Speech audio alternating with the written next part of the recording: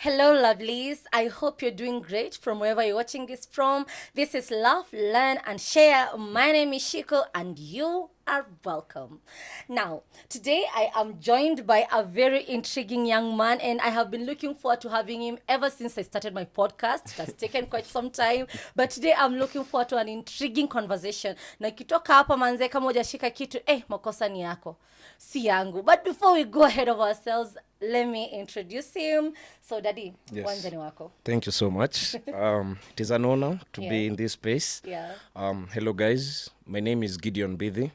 I am an actor, a stage and film actor, a music, stage and film director, a podcaster like her, a radio presenter. Yeah. And I also want to do many things. But tuiachie hapo. Hey, mtu wangu, you have titles upon titles. Inabidi, man. You have a lot of things. So basically, you're a creative. Yeah, I'm an artist. Now, let me ask you. You have told me that your name is Gideon Bithi. Gideon But if Bithi. you were asked to describe yourself in 5 words, go ahead. Wow, I saw that coming. 5 words. Yeah, to describe yourself. 5 words in a sentence. No, just any. You can just list them. Okay, so first, brave. 2, charismatic. Okay. 3, eloquent. Right. 4, overthinker. And 5, my girlfriend can affirm funny. Hapo ni girlfriend ndio anavaa. Si kila mtu anaweza niona funny manzi. Ati pia nyenye audience mtatuambia kama by the end of this episode you'll find him funny, but I bet he is because I have encountered him so many times. Thank you. You say I have a humorous character. Yeah, you do. And the charismatic part, I can attest to that. Plus the people who you have acted for now that you're also a stage actor. Yes, right? yes. So Gideon, do you have a nickname? No. You don't have a nickname? I don't have a How come? Any funny person would have a nickname. The only nickname I've ever been given was when I was in primary. People used to call me Papa Shirandula. Why? Imagine. So we used to have these Saturday night shows. So during weekends, we'll have this kamtungi, this 10-liter jerrycan. So the DJ would have the mtungi and have 2 sticks. You know, I studied in a Kamba whatever school. Yeah. So he will drum tin tin tin tin tin tin tin tin, and we would sing kalakalo ndu kombiwe ye the whole night. Then there will be sessions of presentations. Oh, wow. So I was in class 3. Yes, and I went, stood in front of people, and I started singing. Jogoo akiwika ni wakati wa kuamka. Just like that. And some teacher started calling me Papa Shirandula. And that is how it was. The name stuck. Yes. Wanafunzi pia wakaishika. Then in Form 2, someone nicknamed me Fisi. Why do I think? Why? No. Why? I hope it's different from what I It's think not you're what going you to think. say. I was in Form 2, come on. Hey, you! Fear him. Wewe. Fear him. Okay, Acha sawa. kunichomea CV. So, in Form 2, tulikuwa tunapanga line. Tunachukua nyama. So nikasaviwa nyama mfupa kubwa sana. Watu wa Meru School wanajua. Kwanza fellow wewe. So you studied in Meru School? Yeah, I studied in Meru School in high school. Okay. So I got a big chunk of meat with a huge bone. So it fell down after I was served. Then unajua tulikuwa tunasaviwa, people are making this line and this line, so unapitia hapa katikati after umesaviwa. It fell down. Manze, na kulikuwa kuchafu sana. I picked it up and ate it. So going to preps, I find my locker full of bones. What? Bones. What? Zimejaa. People were calling me Fisi. Lord. I don't even know how to take that. I got traumatized. Yeah, that was my next thing. Did you get traumatized or how did you take I the whole had to report them to situation? the teacher.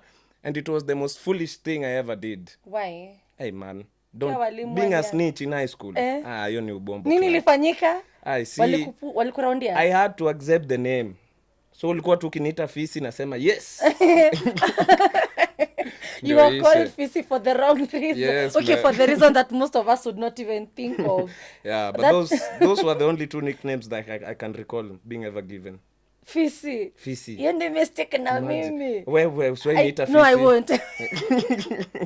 I won't, but it's just, it's a moment to live with. So is that like your most, like the most fond memory you have of your childhood? No, I do have a lot of memories. Can you give me one that stuck, that like one childhood memory that has stuck with you? You know, I realized like as we grow, especially me speaking from my own perspective, like I tend to forget a lot of things, and psychology says people seem to remember things that had emotions attached. Those are the memories that are most familiar with us. The rest of them are kind of like stored in our subconscious. That is very true. So do you have like a fond memory that you've carried with you that was of your childhood and still remember it from time to time? Yes, I do. There was a time in primary still. It's called Kiambani in Makindu. So we used to steal grains, maize from the store. So there was a drought season. They cut off our eating schedules. So we missed walitoa meal moja kwa program. Wow. Yeah, it was bad. It was really bad. Because I was boarding from class 3 to class 8. You adulted early. Yeah, man. Ilibidi. Yeah, so tulikuwa tunaziiba, tunaenda kwa dustbin with some metallic plates, tunaziekelea hapo, make some popcorn. With normal maize. Normal maize. Was it even working? Uko njaa. Uko na masaa ya kufikiria venye na waka. Unakula manze. Guy. Yeah. Were you ever caught? No. It was something silly. Hata mwalimu angekushika, ingekuwa issue. So I do have lots of memories, some good, some bad. Yeah. Can you tell me a bad one? A bad one? Yeah. You want this to become a bad session now? No. Just like, okay, make it a Raima one I propose, maybe it might not be as Raima one, bad. a bad one. Yeah. Zile zenye kwa utotoni mwetu tunaona hiyo ilikuwa mbaya. I have one. I used to wet my bed. Up to class 8, You will not believe me. What? When? Up to form.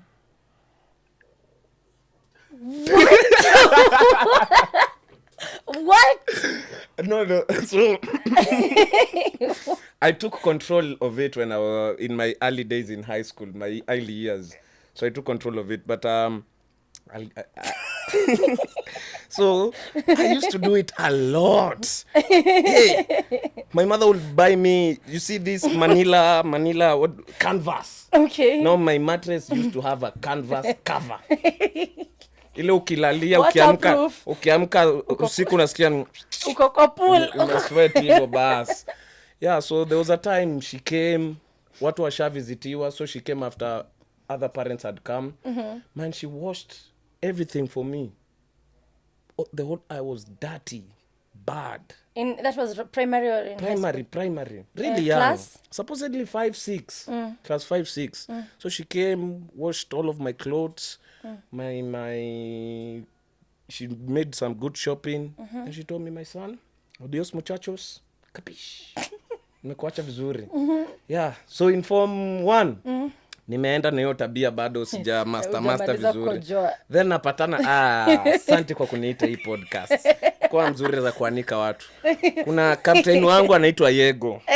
Hope aone hii. Huyu jamaa alikuwa tunaingia, have you ever seen these tall guys while you're in form 1? They're really big. They look like they're grown up in high school. Already. Yeah. So this guy, there was no form 4 could agree to have him as his form 1. So aliekwa na you had like those daddy evil, father son. So form 4 sleep under, form 1 on top, form 3 under, form 2 on top. So the guy akaekwa na form 3 huko, naye akaekwa alale chini. So I schooled a time where there was bullying. Yes, we used to be told, chukua box, shikilia box hivi, unaekelea box hivi, unaambiwa fanya hivi. What? That was in form 1? Till you ejaculate. In form 1? Yes. I guess that was traumatizing. Very, very traumatizing. You'll be told to sing songs, and people dance in the middle of the night. Form 4 anakuambia, I know this is familiar. Enda inje ukokote giza na urudi. You did that? You personally did that? Yes. And if you don't? So there was, of course, he beats you, something of the sort. He talks to you rudely. He gives you a lot of punishments. So I believe God gave me a good brain. So I played with the mind of my form 4. Because man, he used to, I didn't see those things making sense at all. So one day I decided to burst my bladders out open. Pew! Ukakojelea nani? Form 4 wangu. Like, wait. Ngoja, ulimkojelea like kumkojelea hivi Literally. ama Unaona venye unalalanga ati usiku kwa ndoto ati unaota unakojoa mahali ati unakojoa for real. Saa yangu ilikuwa intentional. ulimkojelea uko juu ya bed Nimelala slip through. Asubuhi anaamka. Kuna asubuhi ilikuwa hiyo masali. Si alisikilia hapo. Kwani mattress yako haina nini? Mkojo ilikuwa mingi man.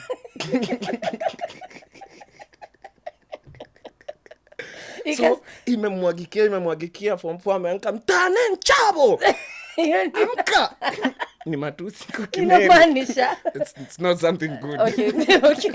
Don't say it. Yes. They used to call us that. Can imagine. Naitwa Sasa unajua mimi siwezi relate because initiates. It means mtu ametoka initiation juzi. Okay. Ameamka na matusi nini. Akanifukuza. Akanipeleka sasa kwa ule form 1 mkubwa huyo. Huyo mkubwa. Yeah. Sasa huyo mkubwa naona Saju amepata kama mtu ako na masocks, alikuwa anacheza ilikuwa inaitwa aje? Javelin. Ooh. Yes, he used to do javelin actually, like the real Yego. Yeah, by the way, that is very coincidental. So, he had these big socks and dirty ones. Then he's telling me, nioshe socks. Socks. Did you? Hata bibi yangu aniosheanga hata akiwa ameshikwa na Roho Mtakatifu. Socks. What did you do? Mimi nilingoa. Alafu? Nilingoa. Sasa I think kuanzia hapo nikaanza kupata ile hardcore ile ya mimi ni mwanaume na sifai kuwa nikiambiwa kitu. So I told him that can't happen. So we had to like live vizuri. So we were both in form 1 and you cannot monopolize me and you are my fellow mate, unaona? Hakukuchapa or something just because he's big. He has muscles. No. I studied in a national school bana. There was no that. Angenichapa but hata angenichapa siningemreport na angekuwa suspended and all that. Yeah, so it got good afterwards form 2. So mimi nilikuwa hiyo section ya form 3 na form 2, form 1 wengine wangu wakiwa na form 4 huko. So mimi nimejifunza vitu zile za shule zile mzuri zile mbaya, unaona? Nimejifunza zote. Yeah. So I thank God that my high school life was good. Actually, and I thank you, Mom, for taking me to Meru School. I'll never forget that. You can't complain of your high school. It was a good experience. Okay, apart from hapo mwanzo. Mimi niko nakula smoky na mayai. You provided by the school ama ya canteen? Shule. Unasema nini wewe? Leo kama hujakula mayai, kesho ni smoky. Hivyo. Wait a minute. It must be true because I remember there was a time we came to act in Meru School and you actually gave us chapati. Chapati, some really good chapati zimaka tunashindwa atina za students.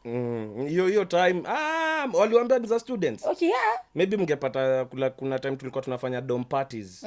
So kila dom inafanya party yake and we cook chapos. So maybe mliangukia. Maybe. Sisi kupikiwa chapo haikuwa pia labda after nilitoka. Walai? Mimi found chapo but wewe uko na bati tunakula nini? Smoky. Do you know in my high school we never that school nothing. There was no canteen, there was no entertainment. The food was rice madondo, ugali madondo, cabbage, nyama cabbage. That was it. Umeambiwa na ujia white. Ujia white alafu coffee tupu. Juzi ni yani kaona unapikiwa majani chai na maziwa. That's not fair. That's not fair. They even have mnaambiwa mnyoe nywele. Why are you traumatizing me? Wa akigai. Mimi natakanga ningewahi patana na huko umenyoa. Unasimama na nilikuwa nakatiwa bado nikiwa high school. Na nani? I schooled in the Kamba. But let me tell you something. Mimi mara kwanza nikiambiwa naenda high school nikamwambia nanyo I had been called to Parklands area girls. So mimi nikamwambia naenda area and I was like, it's a prestigious school nini. So my mom took me there. Of course you are not well off. So when we went there at that time Parklands was not a boarding school as it is. I believe right now it's like a boarding school if I'm not wrong. At that time it was the day school but a government one, very prestigious. So tukafika huko, first of all you are using sijui how many cars to get there. Tukaenda kidogo tukaambiwa uniform inanunuliwa shule kila kitu. Doing the totaling, uhesabu na fare mamangu akaona uongo mbaya. Not unless you want me to sell my kidney to run you through high school. No. So my cousin ndo huyo, my first cousin. Katafuta tu shule sijali nani alimwambia ndo Kambani and I got into a school there, Misiani Girls. My friend, okay, it's a good school, a really good school. If you want to go, you can go, okay? Yeah, it is. It is a very good, inapita, hiyo ndo the best hapo. But then nikaambiwa ati unafaa kunyoa. So I was like, ati you're here. The letter came saying short hair. So I was like, okay, short. So maybe tunafa like ushike mpaka ikue yani short ikue very neat. Hii wacha niambia ati inamaanisha kunyoa. What do you mean I had very long hair? Guy nilinyoa. Oh, yeah. Have you ever seen a shape of a boilo? Guy. I was so small. Lakini nilikuwa kadogo. Gideon, I was so small. Tukaenda I reach hapo, mimi nimeshtuliwa na kazi yangu na venye kuna monetization. I'm like, oh my god. Naingia kwa shule hivi napatana na majimama, big girls, women. Those are not even girls, those are women. I was almost like, is this one 22, is this one 30? Like, na watu wamenyoa. Siku ya opening tulikuwa tunaka Mr. Potato Heads in the front. Achako mbona ni urumi, it was so funny. Na funky hata mlikuwa mnaenda? Yes. Mlikuwa mnakatiwa na kina nani? Aina vijana.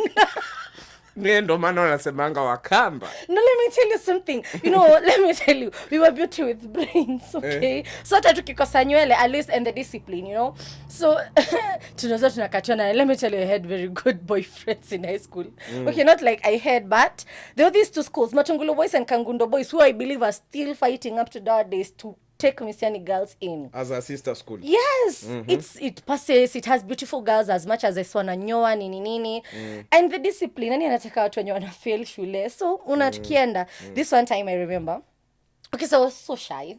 And I think I've done this story, like a story in my YouTube. If you want, you can check. But there was this one time. So, mimi tulikuwa tunanyoa. And I was so shy and I never talked to boys. My mom was like, ukienda kuongea na vijana utapata mimba na ukimwi. Church, mimba na ukimwi. So I was like, oh, boys are bad news. So this time tumeenda funky. Mimi nilianza kwenda funky nikiwa form 2. Hockey. Hockey was just beginning. I had gotten a new coach. I was among the first people to enroll. So we were like, kind of like top tier. Unaona? So tukaingia. Tukaenda funky ya kwanza and I met this guy. His name was Benja. Benja. Benja. Benja. I don't know what the hell Benja saw in me. Why? Because first of all, being so tiny, the uniforms that we were given were over. Like, they were big. Actually, I was so skinny. My hands, like, I was so skinny. Alafu nimenyoa. It's the opening of second term do tumeanza game. Hata nywele jabaliza kunyoa. Funny too. I just look ridiculous. Like, afu, tumecheza hapo. Benja is there. Tumecheza nini. Nikaenda kuingia kwa field ya hockey. So we are like, okay, Kangundo boys are kind of like cool, you know? So tukienda kuongea na we were playing at their school. Then we are like, let's mix up boys versus girls and then we play against each other. Yeah, so we are having fun. It's in the afternoon. We are waiting to go out. Games zisha to release. Tukacheza nikaikuwa team opposite na I didn't care about boys. So tukakutana kidogo akashika ball nikamwambia sasa niko team yako nirushie ball, akanirushia nikamtinga yeye, like I nilimtrick nikatinga. Then tell me why this guy comes behind me and holds me like this and starts saying, like, on my ear, like, umenidanganya, like he's holding me and I'm like, and I'm like, he's holding me and he's like, okay, that's a feeling I had never felt before. It was the first time a guy amekushika hivyo. Where else? Form 2 second term. Akanishika hivi ati mbona umenidanganya sijui nini, and he's like, ooh, I'm feeling hot, I'm feeling like, oh, stop. So I ran. Stop taking notes. Okay. So I ran away from him. Nikaenda kwa taps and then he followed me. What was wrong with Benja surely? Then he comes and tells me. So mimi nilikuwa na Ben nikikunywa maji kuinuka hivi napata like this face of this guy and he's like, niaje, naitwa Benja. I could not talk. So he's like, what's your name? I didn't respond. I was so scared. My mouth could not move. Then he's like, you're pretty. Before he even finished pretty, I ran, I entered the bus, and I did not come out for the rest of the games. Yeah. I'll get to keep my pregnancy. You were so innocent. So, by the way, I used to run away from boys like that. Like, running. Ooh, my high school. In fact, my first hug, like, my first real hug, happened when I was outside high school. After Form 4? Yep. When I was, I think, 19. And it was a forceful one. Abaso Dinari. You know, right now he's like a big fish. Yeah. But back then, alikuwa ganja. Radio presenter wa Milele FM. Umemulikwa. Wewe. Yeah. He was my first hug, by the way. I had come to join theater. Anakuja kukwambia, At that time he was, mimi nilikuwa nimekuja nikiwa mdogo nini. And then I didn't know that hugging in theater was just like any other greeting. So me, it was like, if I hug you, you are very special. Yeah, you must like... So no, so he comes, he hugs, and then he comes to me, and I'm new, so I give him my hand like hi. And then he starts kuchachisha, "I check you them. Mimi nakusalimia alafu unanipea mkono, check you, simama hapa." So he took me and then he forcefully hugged me. Where, my lord. Gangster love. And then he hugged me, and then I think I eased into it now. And nowadays I'm like the best hugger. Yeah, and you know, woof, that was the time. Me sina mapole kidogo too. So yeah, me also can't complain about my high school. It was pretty awesome. Okay, that's Yeah, I was extra active in high school. But hakuna mtu hata high school anakaanga smart. Unajuanga hivyo? No. Kila mtu high school anakaanga venye anatakanga. Walai. What do you mean? Hata high school. Sahi, after 10 years, the audience, if you're 19 or 18, look at yourself 10 years. There's a You big look difference. so weird. Yes. I know. No money or with money. Yeah. There's a difference. Whether you like it or not. A big change. Yes, there is. Even the way you looked at Meru School and now you don't look the same way. I know. You And don't go deep, please. You look different. Tuachie hapa. All right, now let's get into another part of life. You have talked a bit about your childhood, but I also want to know, so you are an actor, right? Yes. And a stage actor, a film actor, you have done a lot of things. Also a script writer, generally a creative. Yes. But as I know you are a stage actor. And one of the roles I know you do, which might come surprising to many people who don't know about this, but he acts as Jesus. Right? Yes. And the reason, for those who might be watching and you're not familiar with it, in Kenya, we have set book groups that also perform St. Luke's on stage, like there are syllabistical books that are done on stage, and so you have to take these characters. Now he performs as Jesus, which is very forthcoming. Yeah, He looks like one very charismatic, as you had. So my question is, when you were first of all casted, Kwanza, when you were casted for Jesus, did you even know that such could be done on stage? Like, were you aware that there were such performances happening? Yes, I was, because at the time I had mentors like Shem, Dixon, who used to do it. Okay. So the company was expanding at the time. So the director with the producer, they advised me, and they told me, "You've been doing good, so why don't you give this a shot?" So I like taking on challenges. So I did, but I didn't know that it was going to be a very, very big one. First of all, how was your feeling? How did you feel when you were told, like, just get in? Honestly, not that surprised. You already... I saw it coming. Yeah. Sa director ni mimi nimefika, director ashanipea pamwat kwa Blossoms of the Savannah. Kidogo kona Helma. Kidogo niko na Torvald Helma. It's about time. Yeah, it's about sure. time. Yeah, so I'm really thankful because it really opened up. It opened me up greatly, really greatly, spiritually, emotionally, physically. Yeah, and my way of thinking ilinisaidia sana. You ought to see me performing, guys. You ought to see me. I really hope kampuni yetu inaweza fanya a public play so that people can come and get a touch of it. Yeah, it is good. What challenges did you face when you were doing or at least delivering this role? First, being black. Okay. Most of the clients perceive Jesus to be white, as he has been venye tume brainwashiwa. venye amekuwa depicted kwa films. So you'd find that, like, teachers, they're like, "Hey, kwanza hata before mfike anauliza, "Na Yesu ni nani? Ako wapi Yesu ni muone?" Hata marketer anaogopa kwanza kusema. Yeah. Anasema hii ako sawa, ni mzuri. Yeah, so that was the first challenge. The other challenge was cramming the lines, and not cramming, understanding the lines. I had to go to the extent of preaching to people while walking at home. What? Yes. I used to have my friends Kina Offset, Kina Lennox, guys from Paipu, Kina Kata. So after rehearsals, tumefanya some scenes za St. Luke, nini, director ametu direct. Tunatoka. Tunashika foot all the way from Donholm to Pipeline, Kalesa. And when we go, I am preaching. I'm Jesus, they are my disciples. So I go around.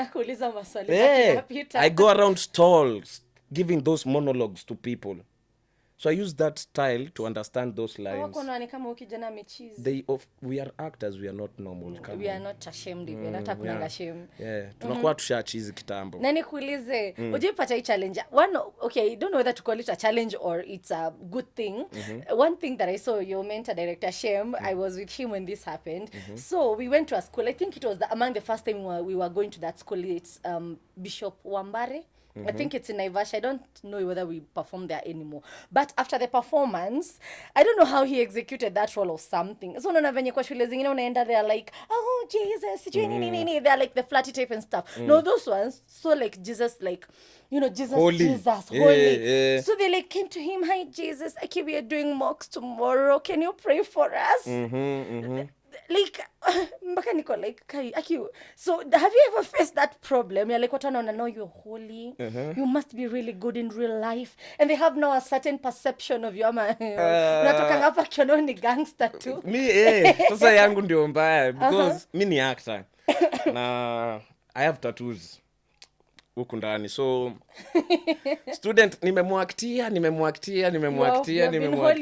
been holy, then crucifixion, boom, tattoos. Jesus has tattoos, damn. No, he's Lil Wayne. They were like, hey, if there's a show juicy, someone asked the students, is this the Messiah? And they said, no. Wongo. Yeah. Because of the tattoos. Yes, but usually what I like is that the students usually, they don't see me as when they see me with the tattoos, they still keep seeing me as Jesus because I am into character.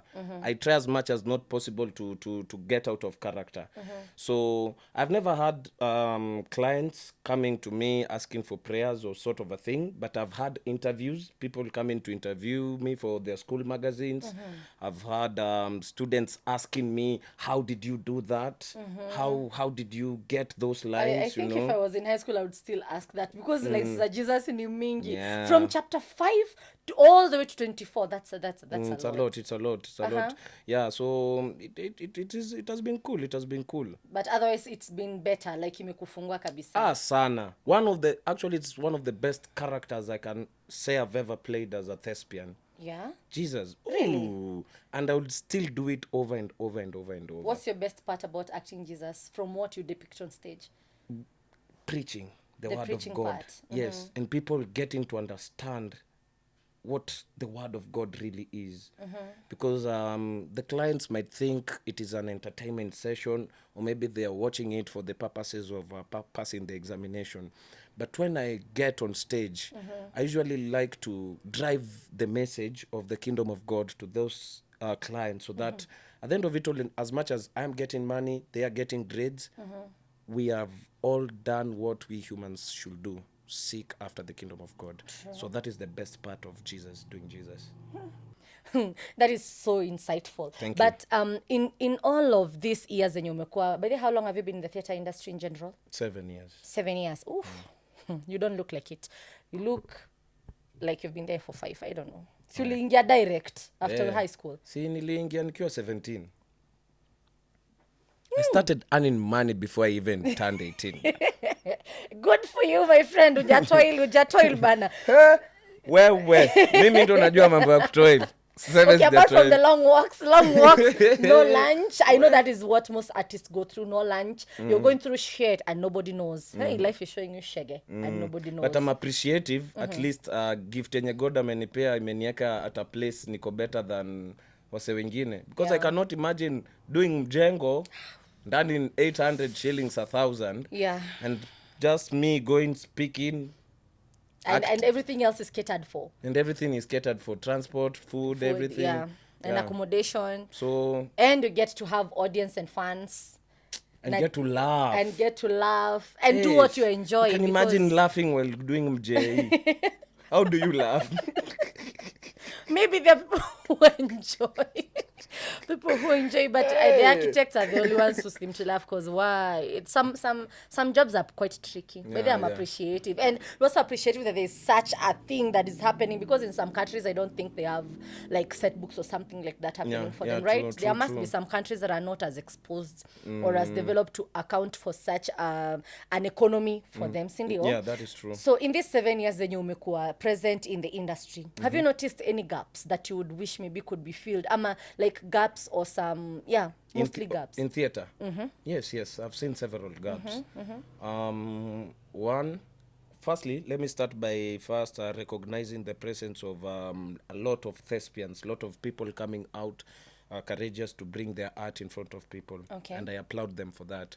But then there's the issue of growth, see? And that now that brings a gap, because for an artist to grow, he or she must be a teacher. Like the scripture says, you can never be above your teacher, but when you're fully taught, You can be like like your, your teacher. teacher. Yeah, true. So I believe there's a limitation, or how do I call it? Few number of creatives who are really talented for to serve the whole of the thespian world. So you'll find the directors when you are normal, there are not that many, no. And the ones that they are there, when you are normal, they can't reach to every artist. True. So I believe there's a gap. And the Setbook Federation now, the producers, I think they should come together, see of how, art is meant to be shared. In as it much cannot as be kept. in as much as it's business, and we don't want you to have this, and it is ours and everything. I believe there's something or a producer or a director can do to make sure their artists grow to a certain level that they are not. Because he's stagnancy. You can imagine be an actor for 1, 2, 3, 4, 5, 6 years. And you're just an actor. And you're just an actor. You've not grown in levels of acting. No. Yeah, so that is one gap. I believe the presence of talented directors. It's very little. It's very little. And the ones that they are there, they need to mentor the directors who are upcoming, so that they can fill the gaps once they have Very expanded, important. they have gone to international and all sorts of stuff. Yeah, the other thing I believe is room for growth. Now, not when it comes to the artist, but to the theater industry itself. Because how many people after they are done with their high school studies, they forget there's acting. True. So they go to films, they go to TVs. So they forget that they're still artists who go, who bring their art live on stage. So there are very little productions that are known for their public plays. Oh, yes. There are very few. No, there are very few. Especially for public. Yes. Public. Wachana is a set book public. And plays. I think there's also the issue of advertisements. I've never seen a play being advertised on screen, hapo katikati. And I don't, yes, if it were, people would have seen, and maybe they would Actually, have they got... are, but in selected channels. For example, kama hii ya Kikuyu yenye kwanga very famous. And but most of them it's But on social media. that is why Kikuyu shows do good. And they do sold out tickets. Yeah. No. Yeah. And then look, is there any other ethnic language that that does public plays? It's only the Kamba one that is trying to come up, of which it's not public plays, by the way. No. It's more of stand-up comedy and More of stand-up comedy. Yeah. So that gap, that growth, that essence of growth, you find, I urge producers out there, set book producers, let us not dwell on only whatever we are going to give clients of who wish to see our art for academic purposes. Yeah, true. Let us serve the public, let us fulfill our purposes. Give chance for script writers to write scripts, get money through the scripts, give actors chances to be doing different things, different times. Actor pia anachoka akifanya lines za naitangwa aje, za Parisimei Olekaelo kila wakati. Mpe hiyo room ya kufanya vitu over and over. Yeah, I think those two can come in mind na ziko perfect. Yeah. So I have liked your thinking a lot.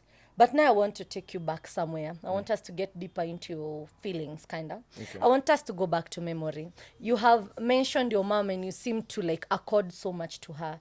like you seem to like accord her so much of your life and your progress and stuff like that. She seems to be like almost like a pivotal point of your life, right? Yes. So in this generation, majority of us Gen Zs, nani unapata, we have broken relationships with our parents, unaona. Some of us say we have toxic parents. Like as much as mtu anafika 18 unahama na utaitaka kuongea na mama kwa babako tena, like we cut them off. Huku ndio pekee napata na mtu anasema me cut them off, I never talk to them, I never visit. So do you first of all have a relationship with your parent or parents? Yes, I do have a relationship with my mom. Yes, I do. So you have your mom and your dad, are they both in your lives? No, they are not both in my lives. My mom and dad separated. I don't.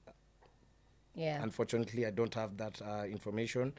But I've never gotten a chance to be raised by my dad from when I was born. So I've known my mom the whole of my life till now. Yes. Do you think that has affected you not having a dad? Very much. Very, very much. Hey, kwanza you girls getting pregnant out there and you're like, mimi huyo mwanaume hapana, sijui nini. Think of it bana carefully. Lots of men, we are grown right now and we can tell you we want a conversation with our dads. We want a relationship with our dads. So think carefully of what you choose for your son or your daughter. Is there something you feel you lacked because you grew up without a dad? What did you lack as a man in this generation, in all these years that you have been? 20? You're 20? I'm turning 24 next month. 24.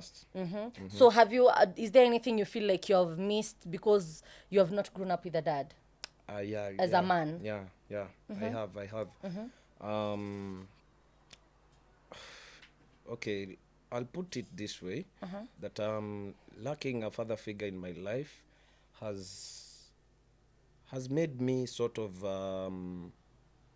be a nuisance to my mother. Something that I believe I will not be if my father would have been around. Okay. So there's the aspect of responsibility, the aspect of discipline, the aspect of manhood that I have lacked, that man not being around in my life. Unafeel kama babako angekuwa, possibly there are some things that you have done that there would not be room for doing because there's a man in the house. There's a certain authority that a man exerts that a woman, no matter how tough she is, haizi exert. Ni ukweli. Especially on a boy. Najua mama anaweza handle mwanamke, of which pia si to some level, but pia kuna mwanaume pia kuna kitu wezi mwambia, especially like if you a certain age and especially if you're not a man. But now let's talk about your mom. Most of the things nowadays, growing up, hata mimi mwenyewe, there were times that you would want to do something, feel something, and either you would be shut, you would feel like you want to do it and your parent is misunderstanding, like she doesn't understand. So have you ever had such an instance with your mom? Like you feel like she misunderstood, she still misunderstands up to date? Yes, I do. My art life.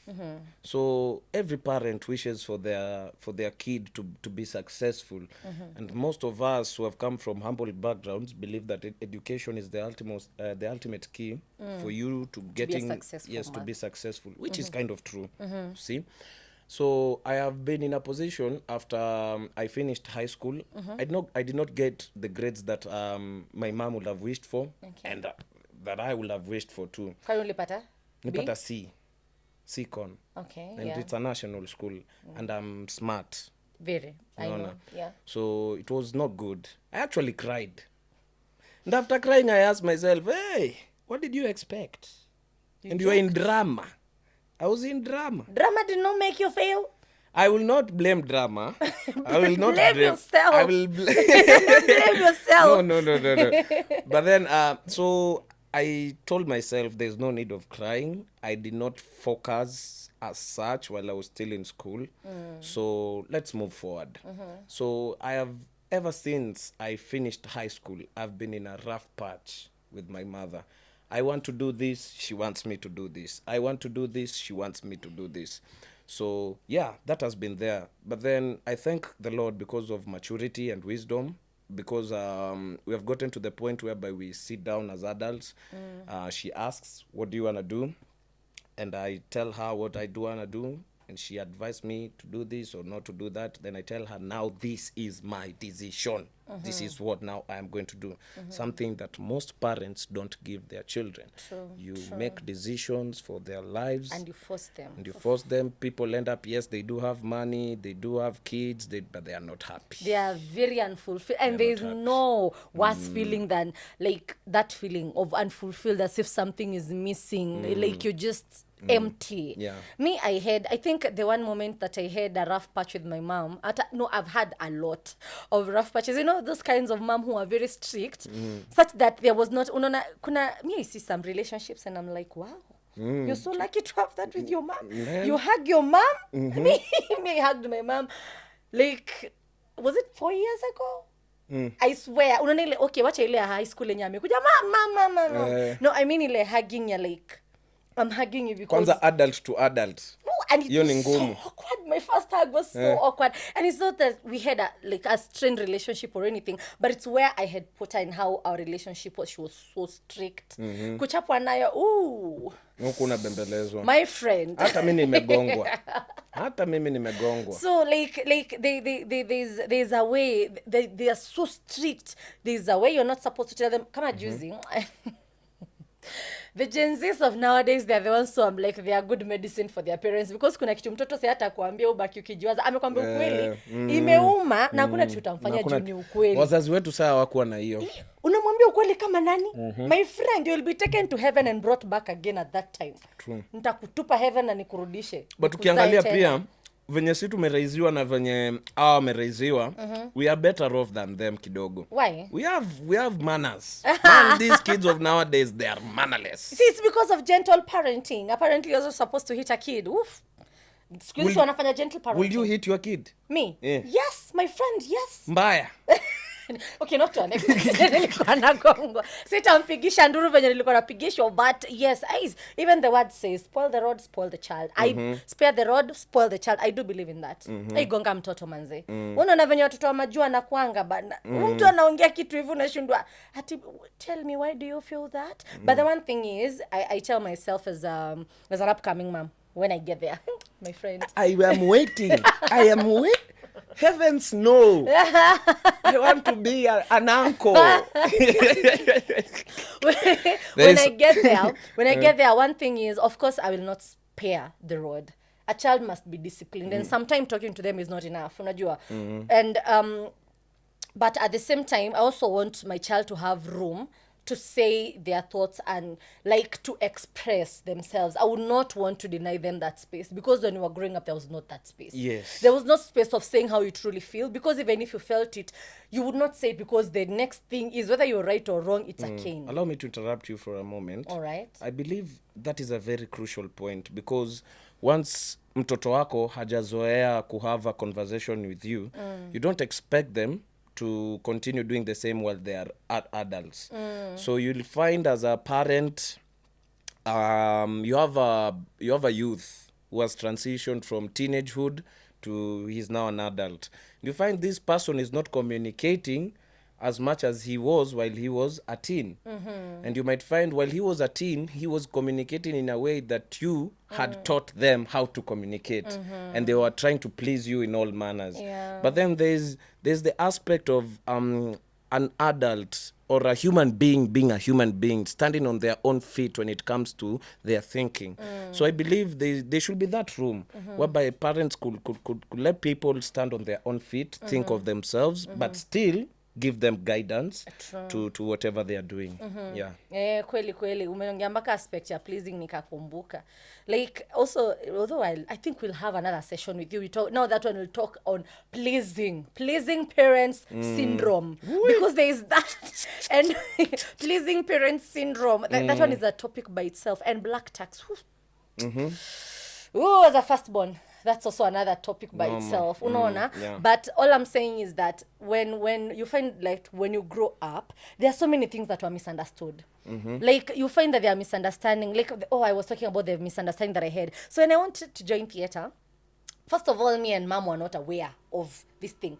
We didn't know. I went and watched set book, and I got out of that room without knowing that was a set book I watched. Okay, I was not stupid. I passed. Okay? Now, how did you not know? So let me tell you, I don't know why I don't remember this, but I think we were told we were going for a show. They were called shows. We went to KNT. We arrived late. We sat at the back. We watched the show. People were making noise huko mbele. I didn't watch a thing. I just saw the set was beautiful. I don't remember which team was playing. Probably Jicho 4 or Fanaka. I don't know. We got out, tukakatiwa, tukaingia supermarket, tukanunua vitu. Makuku manini alafu umalize kabla uingie shule because you're not allowed to, and then after that we got out. So when I got into theater, first of all I did not know that there was supposed to be a theater industry. Mimi nikuja nakuja film, and then I landed here and I was like, oh, so this is set books. So the first salary yenye nilipata, because it was not new, good thing my mom was not like, yeah, theater inakwanga mbaya, usimwache ingie. Unajua kuna siku hizi wazazi already kuna nyakisikia unaingia theater, hiyo si poa. But nikiingia, my mom was like, the first salary I got with the company I got in was so small. After 3 months of traveling, nilirudi na, I think was it 2000 something. So my mom was like, what the, ini nini unarudi nayo? No, you're not going back to that job.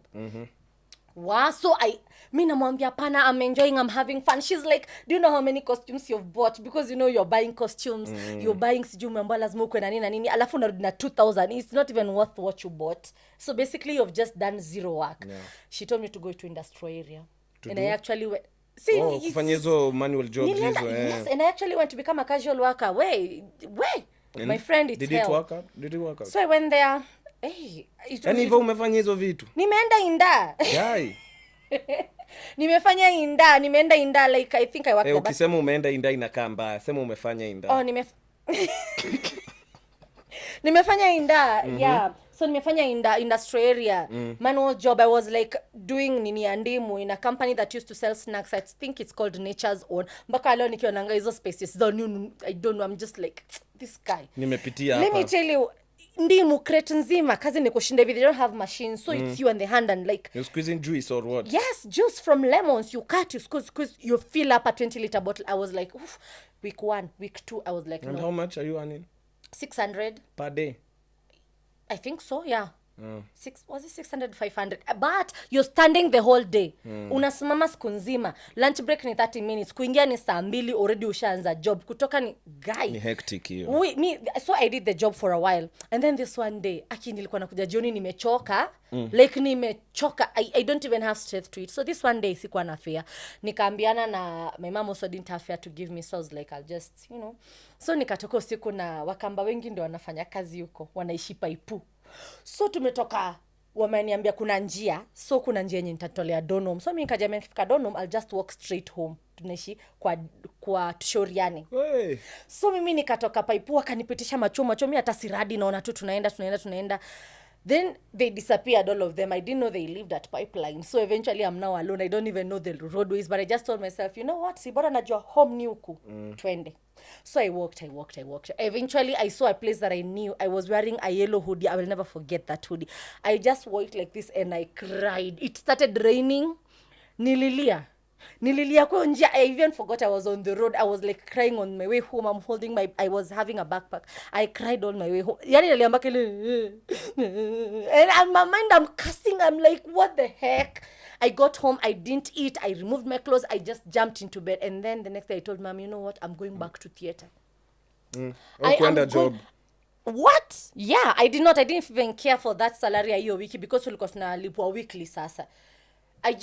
The next day I went back to theater. I remember at that time, I think the next day when I told Mom I'm coming back to theater, she did not agree to it. She was like, umehata job leo lakini umeongea na my cousin is one who connected me.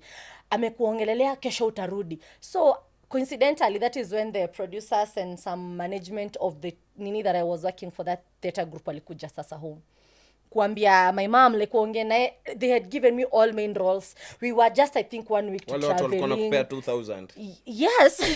Walikuja kwenu. At that time the company was growing. So wakakuja kuongea na my mom and they promised. They promised it will get better. It will get better.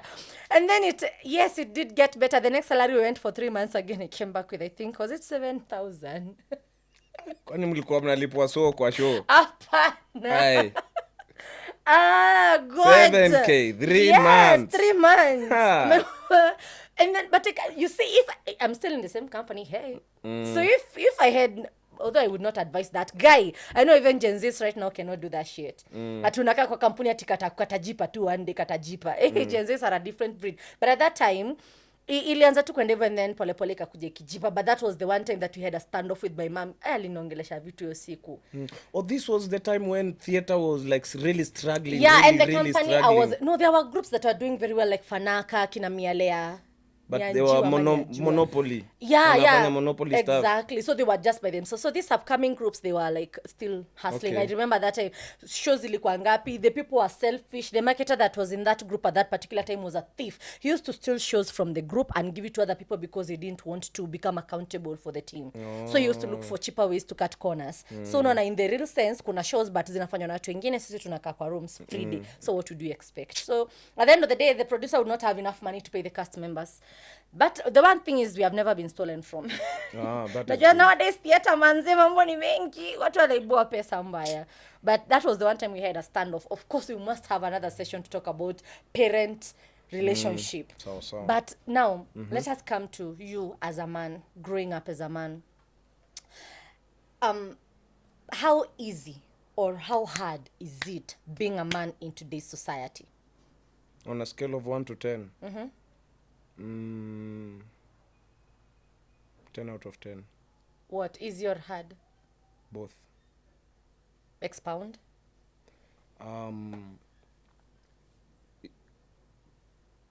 Human beings have different principles. And people operate by different principles. So what I've experienced personally as a man and what I've seen people experiencing as a man, when given the opportunities, because God is always faithful, God is always merciful, he gives us opportunities. So when you take advantage of the opportunities, work on them diligently, then it is easy for you to become a man.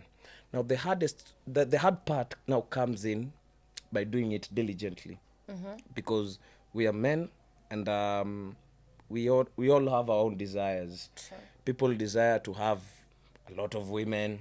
People desire to have a lot of money. Yeah. People desire a good life, family.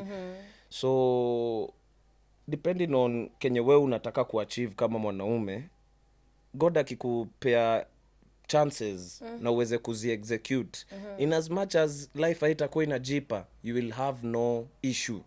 Like you will be contented. Unaona? Like unajua hii opportunity ina come, mimi God mimi nitajaribu nifanye. Na I think hiyo ndio kitu inafanyanga youth wengi wasisonge. Hiyo kulakio consistency ya kukua diligent kwa actions zako. So yeah, na nimekushow the hardest part is now doing it, because doing it is not actually easy. Because some people unapata why have they become successful as men? Because they have had good father figures, they have had a good support system. Yes, good mentors, good support systems, and most people don't get that. True. They have to learn it by themselves from wherever. So I will say that it could be easy for you to be a man, and at the same time it could be very hard for you to be a man. Okay, ebu hata tukuja hapa mahali it's hard. Kwangu sasa personally, nikusasa yangu personally, on a scale of 1 to 10, it has been 15 out of 10 hard. Mbona jo vitu hazijipi? And I'm still figuring it out. Your consistency is still there. Yeah, yes, it is. It wasn't there back then, but I've worked on it. You're initiating it. Yeah, and that is why I'm saying I am in the process of becoming a man. So I can't tell you ideally and wholly, because I'm 24, merely 24. When you're still a baby. Call me for a podcast 10 years later. You'll be talking I'll something. tell you what a man is. Able to kiongea hiyo story. One of the things that I, as a lady, I think makes it hard for men is the societal norms and the pressures zenye each gender is given. Yes, Unaona? yes. So there's a society pressure yenye inapewa kwa wanaume about making it, about your duties, about figuring out life at a certain point, about how far you must have gone by a certain point. Yeah, true. Which, and you particularly from your own perspective, ni societal pressure gani unasikia mnaekelewa yenye honestly it's like unnecessary? Yenye now in your ears 24 years una feel hii pressure ifai kuwa ni unnecessary. pressure ya kumake it. Juu kama hiyo story tumeongelea ya wazazi kudemand more than we can give. Sahi uko expected while at 24 you have already completed your university, your college studies. But then unapata not most do. And if they do, they don't actually get jobs from whatever they have learned. So they end up going to industrial area, as you have said. They end up selling smokies. Yeah. They end up doing odd jobs that they don't dream of, they have never wished of doing. So they end up living a life of trying to please parents, but the parents are never pleased. Never. Totally. They act like it, but they are never. So that is the pressure I feel like men we do have. The society expects us at a particular moment, because they're saying at this age you're supposed to be married as a man. Ufai kupitisha 30 kama hujaoa, hivyo ndo wanasema. Unaona? Haya, ukishapitisha 30 ufai kupitisha 37 kama hujapata watoto. Yes, please. Unaona? Hizo ndio pressure sasa, because life haiko hivyo saa hii. Things have changed, systems have changed, the economy has changed. So I believe women, our mothers and our girlfriends and our wives, they should actually think of it deeply, have conversations with us, talk to us, know ni levels gani tumefika, what do we aspire to be, what do we want in life, and help us to achieve that, rather than expecting but not advising. Sasa umetaja girlfriends ukanikumbusha. Let me tell you, so we were having a conversation with someone and we were talking about, okay, first of all, before niende hapo nisikimbie sana, dating. Are you dating? Yes, I am. Okay, so first of all, which age do you believe is most appropriate for dating? For man or woman? For man. When he understands himself. Hakuna age like 20 something or so. When you understand yourself. Okay, sawa. Now before we get there. But ideally, it's hard for a man to understand himself while he is still a teenager. So you give yourself time for you to grow physically. Grow some beards, something like that. What is it with men and beards? Hey, unaweza date mtu ana ndevu. So labda ni mkamba. I'm a Kamba and I don't know where you came from. Kai, wase mnumuona. Wewe kuna wakamba wengi wananga ndevu and they actually look really nice. Ama kutuna kadogo like kadogo. Look at Maraj. Ndevu zake zimekuja juzi na iko tu hapa lakini design ako proud. What is it with men and beards? I was also like that. You're proud? Yes. Like mbona mnakuanga so proud of your ndevu? See you. It is a sign of manhood. See, your voice is there. Some people must be supplemented. Some people do have the voice but don't have the beards. Yeah. So you'd prefer and some to have people both. Have the beards but they don't have the voice. So you prefer to have both. Yes, you have to have. You have to both. You have to speak like a man when you say you understand? Okay, so let's come back here. Nataka nikupeleke uniambie pole mpaka tufike mahali nataka kwenda. So in these years when you umedate, I presume you have had several relationships, definitely. Yes. So in these years when you umedate, ni kidogo by the way, I bet hata si mingi because you're 24, so you must zizi kwa mingi sana. Kuna zile za utotoni zenye hizo zilikuwa tu kalongo. Alafu kuna zenye umefanya saa zenye akili imeanza kumachua. So tunaongeleza zenye akili imeanza kumachua. What is the, not even one thing, what wrong things do you see girls doing? Hey! Hata sijamaliza swali ushapiga. Maliza niseme. I hope mnanicheki mko vula. Leta swali yote sasa nikwambie. What wrong things do you see girls doing thinking they will get the guy but those things are totally off and they will not get the guy? Or they're like trying to bring the guy ndo aanze kuwa date ama like, they are already dating. Madam tunafanyanga tukidhania nikifanya hivi ndio sasa boy hata nitaka ama ndio huyo boy sasa nitamshika. But it's all wrong, like it's just hii process ya kuanza kunokiana hapo. Hiyo ndio unauliza. That is your question. Give me everything. Tuanze hapo kwanza. One thing that girls get wrong, they think we men want them. Yes. Nimesema kitu tunafanyanga. Kitu yenye mnafanyanga? Tunafanyanga tukidhani tutapata itafanya huyo boy akutake ama akupende. But it's not anywhere in the list. the first thing yenye mnafanyanga na mko very good at kufanya ni kudanganya. What do you mean kudanganya? No, every human being lies. Yes, but it is very hard for a woman to bring herself fully. She usually waits for the man to do that so that she can open herself fully. So when you are getting to know each other, she tells you lies, left, what right, and mean? center. What kind of lies? I swear. Utapata na dem akwambie, anajifanya apendi ati hizo maflash lifestyle, ati sijui nini. I like waiting for things, you know. Hey, wacha saa muanze kudate.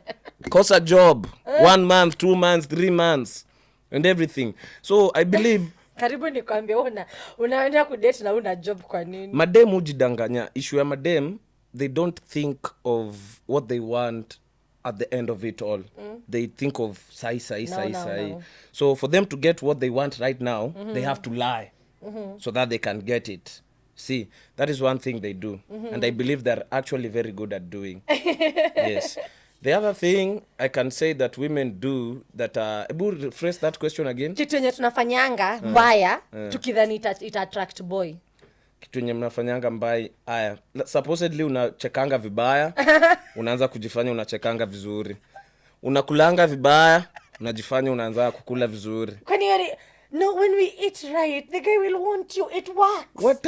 When the day I come to marry you, you are with you there in the house. It's sealed. You can't go because I'm laughing badly. You'll just have to live with it, my friend. Sasa mimi nianza kuona hizo matabia mbaya wakati sasa ushakuja. Let me tell you something. Mimi show me who you are. Show me who you are from the word go. You're not giving. Unaona, for example, unaona kuna kitu, for example, dem anafanya. I don't know what answer I'm expecting. But unaona hiyo nikicheka vizuri, it will work because you will want me. Ni ukweli. If I pretend I have etiquette and I pretend I have the best English in the world and you end up falling for it, by the time you realize it, my friend, we are deep. Now, you can't go. Me, I'm telling you, that will work for the relationship that is going to fail. Yes. What are you talking about? A relationship that will stand. You have to show someone who you are. Hivi, kama wewe ni wa kunyamba ovyo una nyamba mena zoe. Let me tell you, it won't happen like that. Especially like that, it won't. Where have you seen that Lazima one? ujifiche. But let me tell you something. Imagine. Even men do that. Pretend. We all do. Yes. That is our part to do, Eva. No.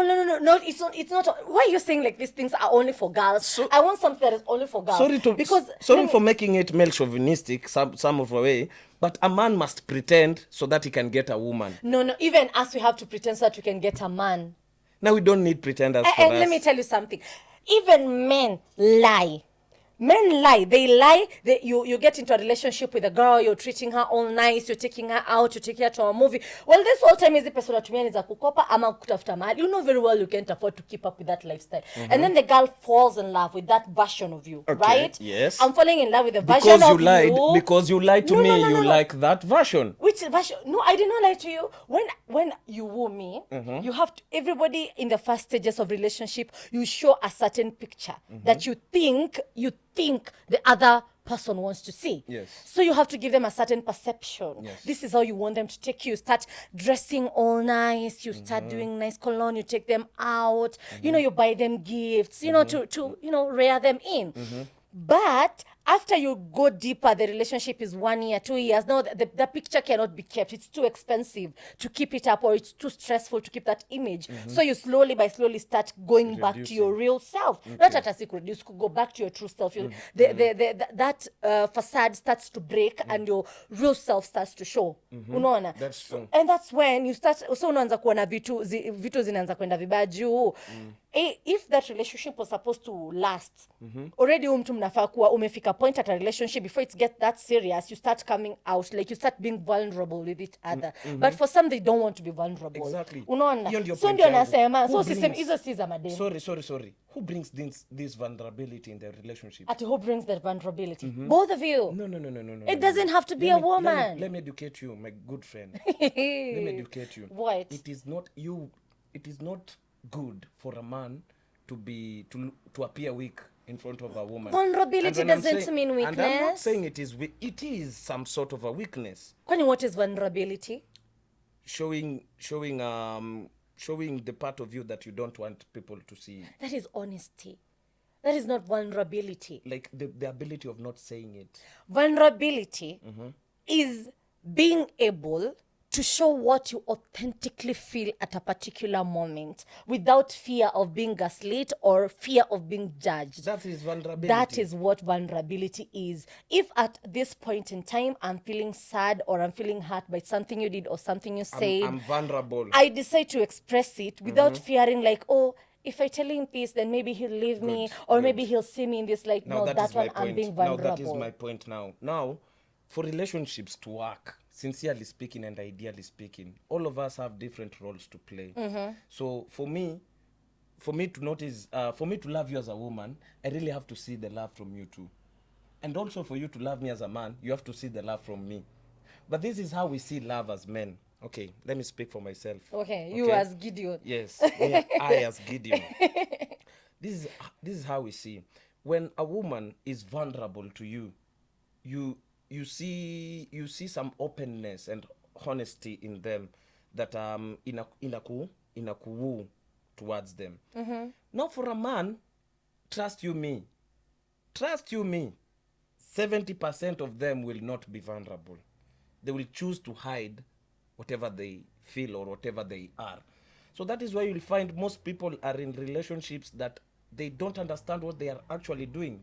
The case that you have given, you show a girl that I can provide this lifestyle, the girl buys the idea, and you end up living a fake lifestyle.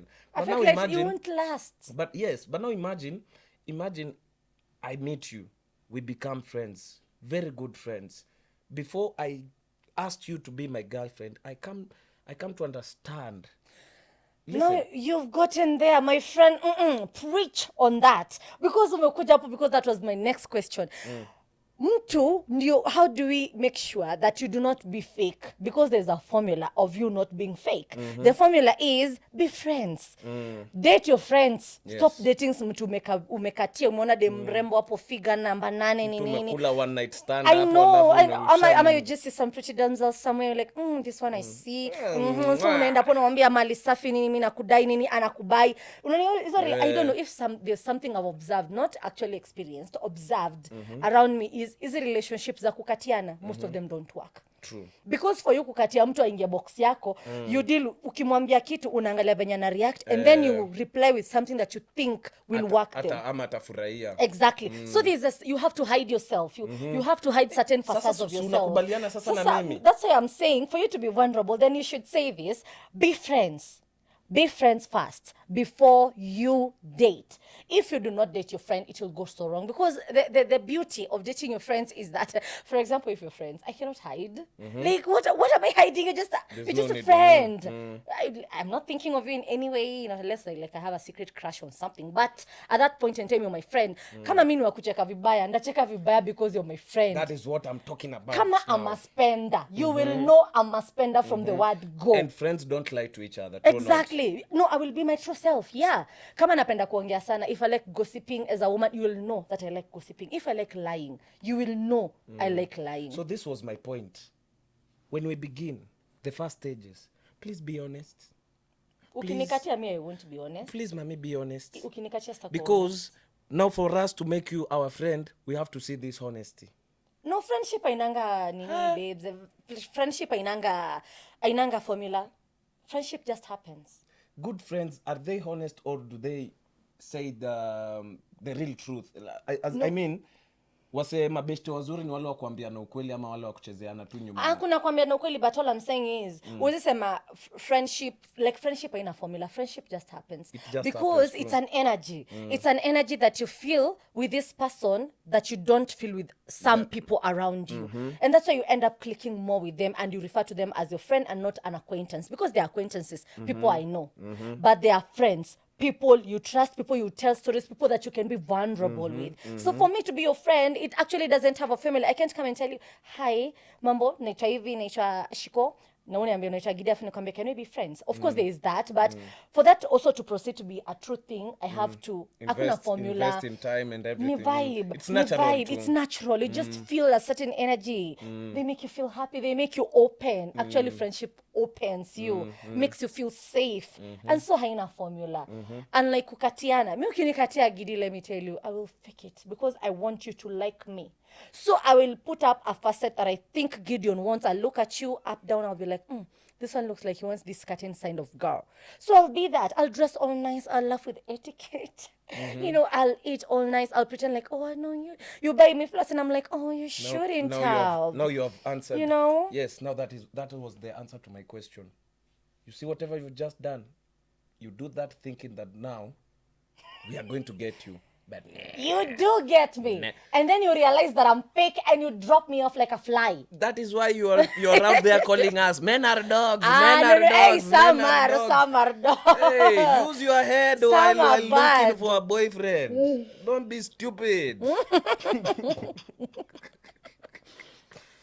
Yeah, because wase wengi wako kwa situationships huku nje. What do we look out for as a girl? Now I'm asking as a girl. What do I look for in a man? You want me to answer that question? Yes, as a man, what should I be careful? I should be because asking let you me that tell you, question. let me tell you something. Men can lie. That is Men can lie. That is true. And there are finger pointers that are usually there, and you're also a big liar. Where? How am I a big liar?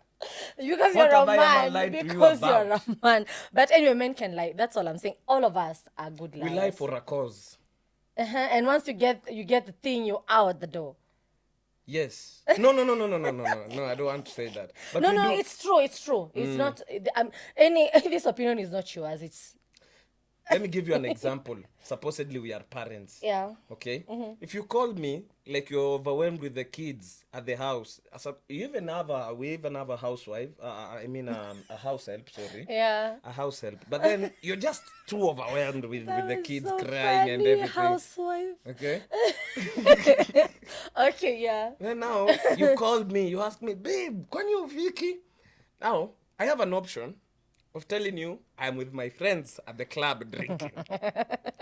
Or I can just tell you, babe, there's a client I had to see before, coming to work. And so we are at a place, we are doing some negotiations, I'm coming. Which lie would you prefer? You're with the clients. But if I'm really, really your wife, I would know. I would not even bother asking. Now you see the difference of how we lie. But if I am really, really... See, we lie to protect. Everybody lies to protect. You Nobody lie to lies damage. Women lie to damage. No, we lie to protect. Ah. Everybody must have a reason for lying. Let me tell you. Nyinyi, Jezebels. I'm Lies are necessary to keep relationships alive. No. Just so long as your lie doesn't damage anything. Yeah, I would probably believe that you're with a client. That is the lie I'd want to believe. But when you step through that door and you're reeking of liquor, I'll be like, oh yeah. Next time I won't even I was ask. having the beer with the client. Si ndo hiyo si ukiingia kwa mlango ndakusikia ati beer with the client. Yeah. Na uko tipsi unaokotwa huko kwa kitanda ukianguka na sofa. Mbona nikuja kwa nyumba tipsi nikiokotwa Hiyo ni wewe. My friend, have you been my friend, hey. Okay, so nimekuja mali nilikuwa nataka naudha tumenipeleka hapo. I was having this conversation with a friend. Na tulikuwa tunaongea kuhusu duties. Nowadays I hear a lot of conversations going around what girlfriends are supposed to do. Versus what a wife is supposed to do. Kuna mtu mpaka alikuwa ameenda to an extent of kusema kuna a wife package na a girlfriend package. So you as a guy, what duties do you feel as a girlfriend, assuming you're like living together? Unajua siku hizi there is that period, I believe it's very important. You live together with someone to see their real self. They are more likely to be true than hide. Unaona? So assuming you're living together, which duties do you feel a girlfriend should perform for you as a man? Okay. So one, when we have decided to live together, and it's my house. Yeah. No, there are men who go to the woman's house. Hey. Yeah. Hey, Mungu. There are men who go to they abandon their house. They go to the woman. That can never be you. It can never be me. Can never be me. So suppose, so I'm going to put it in the situation whereby you have come now to my house. Yeah. So one, I've been doing things by myself in this house. You see, I've been raised by my mama to do house chores. So it doesn't mean that I was dysfunctional before you came. So now, but when you come in, I recognize a presence, another presence of someone. So, and I also have that thing in my mind that I now have a helper in the house. So one, I don't expect to, okay, when I put it, I will put it badly. Just put it. But I don't expect to nitoke job nikuje niingie kitchen nipike. I really don't expect. In as much as si wote hata tumetoka kazi. I don't expect. No. No. See, so that is one duty I believe. Like if Cooking. it is food we are eating, let me have your food, my woman. Let me taste your food. Let me fall in love with how you cook. See. Okay. Yes. Two. Of course, cleaning. Don't expect me to clean and you are there. Use your brain. Sawa? Umeona socks iko hapa, nani ya kupelekwa kwa laundry basket, unangojea nichukue. So, hata kaa niko hapo nimekaa na naweza ichukua. Bora uko hapo, chukua your socks, man. It's your duty to look at everything. See everything, it is neat. Okay. So. That shows me you are a woman and you can maintain my home. 3. Acha niende kwa zenye na believe si lazima afanye. Mimi nataka zenye ni duties. Zenye lazima. Zenye unaona like you would expect them to do that. Yes. It's your duty as a girlfriend to do that. So hizo mbili venye make sure. The other thing I believe is creating time for the man once he comes. Because people once washaanza kuhisi Ni kuhisi pamoja. So wase wakianza kuishi pamoja wanasahau wingi first stages walikuanga wakidate, hizo kupelekana out, kusmailiana, kutell stories. So watu wanaanza kukua glued to their phones. People are glued to the TV, people are glued to other things. So I believe, and as a man, yes, I believe in this generation both of us are working to attain our purposes and our dreams. But then I'm the head, you see. So it is my duty to like think for the family, to the burden of how we are gonna survive. So forgive me if I will not be like giving you attention when I'm coming, nikikuja kwa nyumba, because naweza kuwa nimebeba a lot in my head. So I believe it is a girlfriend's responsibility to cool me down. Ask me, how's your day been? Yes, I know you have also had your rough day. So don't expect sasa juu umekuwa na rough day sasa mimi ndo kukuja nianze ni initiate conversation. Of course I fight kuwa girlfriend most of the all the time, but I think there's that woman's space in a man where she makes the man vulnerable. Then the man can say anything that is on his chest and then peaceful. Hata ukilala mnalala vizuri. Unaona? So yeah, that is one thing that a girlfriend should be there for the man, to give him care, you know, to clear his head, to make sure that he's still focused on what he wants for the family, for the both of you to become. Yes. And also the girlfriend should also be like a prayer warrior. Girlfriend should be like someone who prays for the both of you more than even the man does. See? Yes. That is another thing. And another thing, I think the woman should also be like, hiyo ndio anafaa kuwa naweza ita nini, kitu yenye imewashikilia nyinyi wawili. The glue. Yeah, she should be like the glue that holds you together. Okay, so I have a question. You've listed quite a few. Now give me the wife package. What is a wife supposed to do? Number 1. Unaona hiyo kitchen yenye tulisema? Sawa, unafaa kunipikia kama girlfriend. But hiyo time sio lazima. Pia kuna time naweza kuambia acha nipike. Pia vyombo naweza kusaidia nikwambie acha nioshe. Lakini man nishakuoa. Nimeekelea hapa pete. Hiyo kitchen dige hota. Hivi. Nitakuwa nakuja kunywa supu. naangalia supu hapo, zile bones zenye ulichemsha hapo, hiyo ndo kitu tu nachukua naeka kwa kikombe, naenda nakaa chini.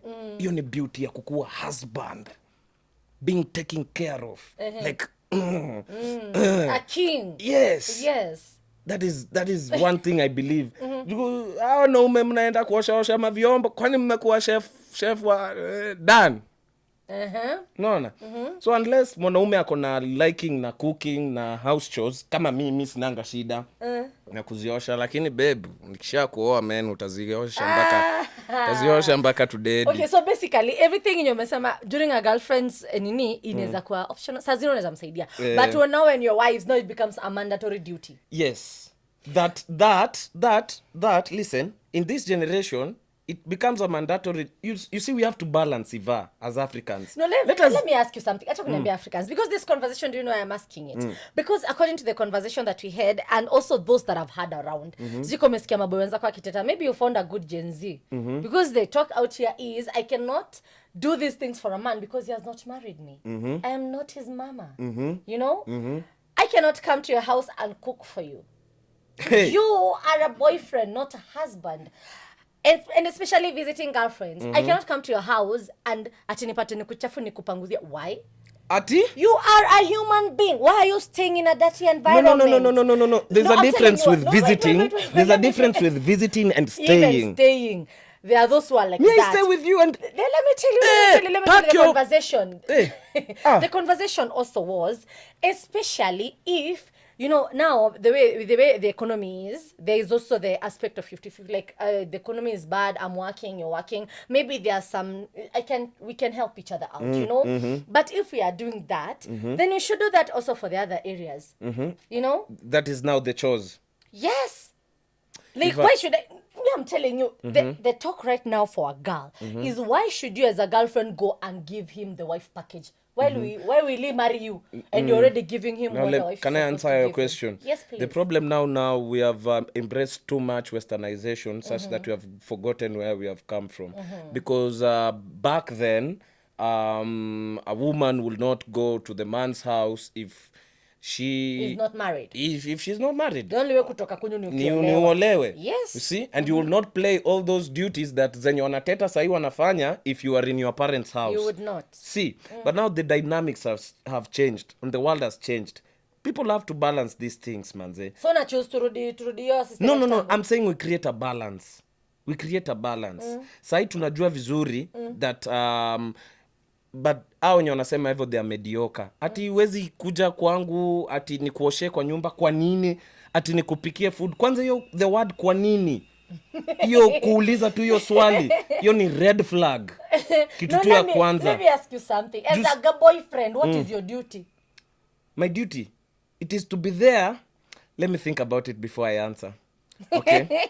Press the question again. No, because I don't want just to talk blah, blah, blah. As a girlfriend, umenitaja as a girlfriend than you would expect a girlfriend to do. But you as a boyfriend, when she's doing all things, she's cleaning for you. Good. Basically, she's doing the wifely duties. That is the honest thing. She will do all the wifely duties that she's supposed to be as she awaits for the officiation of the whole relationship. Yes. So you as a boyfriend, what are you doing? I'm creating the foundation for us. So if I am dreaming of us having a family, a house and everything, I am there talking, working, and also you are working. But I am holding the vision. You are the glue, but I am holding the vision. So I am thinking of 5 years to come, I want us to be here. 7 years to come, this is what I want us to achieve. If we have a kid, this is what I wish for the kid to do. So that is what I am doing as the boyfriend. But then, doesn't mean that whatever I'm doing as the boyfriend, you are not doing. You could be doing it. So, but one thing people should understand is that I am the leader. So, once we are having the conversation, when you are telling me, it should sound like an advice. Not like, Papa Chimi, do this. Papa Chimi, do that. No. I believe if you do this and this and this can work out. No. So I believe people have given themselves roles that that are not supposed to be there at all. Kabsa. You Especially, let me answer. A woman comes to my house. you decide now. There are women, you know, they are not every woman says that she will not do all those chores. There are women not who every. do. There There are women who I do. am one of them. I'll do them because I don't like a dirty environment anyway. Now those mark territories, kuna wenye wanafanya honestly na kuna dem anafanya kumark territory. So dem anakuja na kuonyesha mimi nakufanyanga hizi vitu na unaenda kuita dem yako, na hata alikuwa tu beste, alikuwa anakujanga, mnakula lunch kidogo, unashtukia ameanza kuosha vyombo.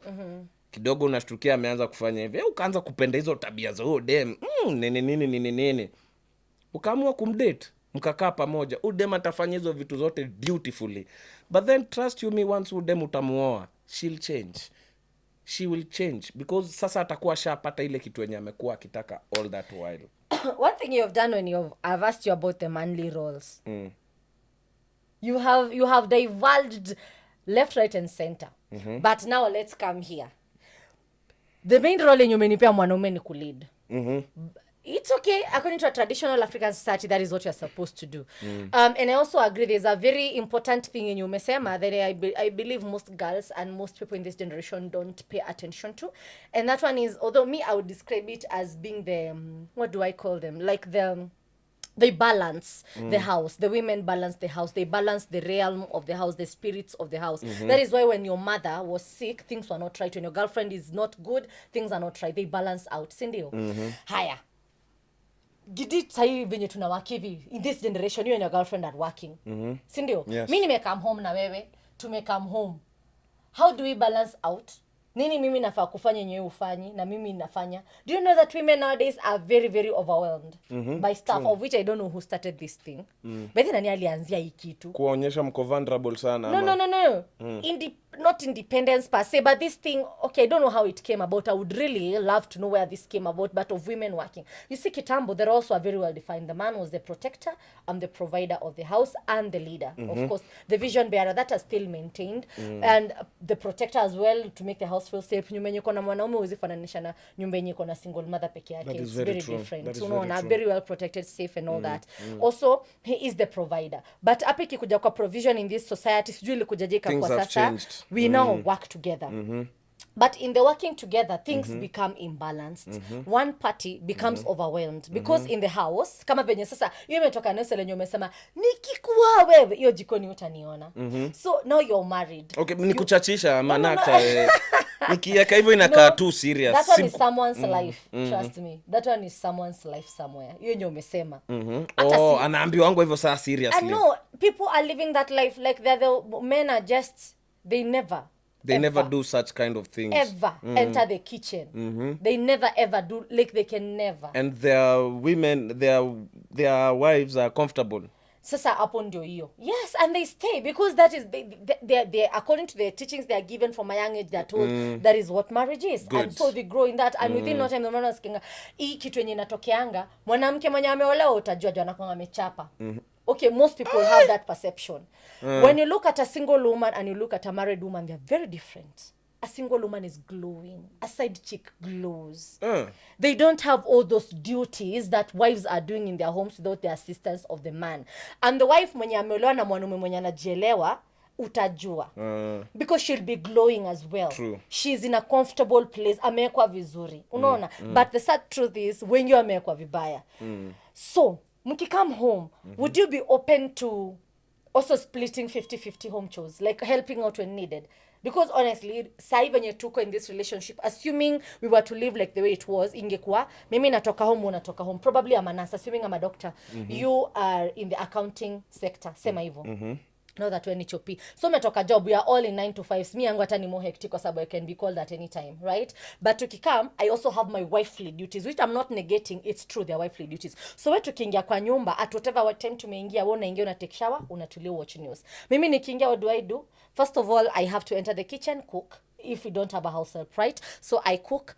I also have to do, praying to God we have a washing machine.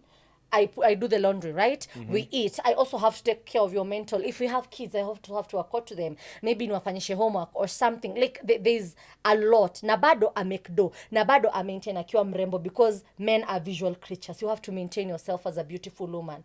Unaona? So maintain your body, maintain your mental sanity, maintain also, look for the money, because your man cannot do it alone in this economy. At the same time, take care of the kids, be the glue, all these things. Would you be willing to help your wife 50-50 in that case? Yes, I would, because whatever you've said is true, and there's little change when it comes to the men, because most of us have been raised watu wengi sahi wanaume no, unajua sahi hakuna wanaume hiva. Sasa ni Liams. Sasa to Liam. Ati to Liam.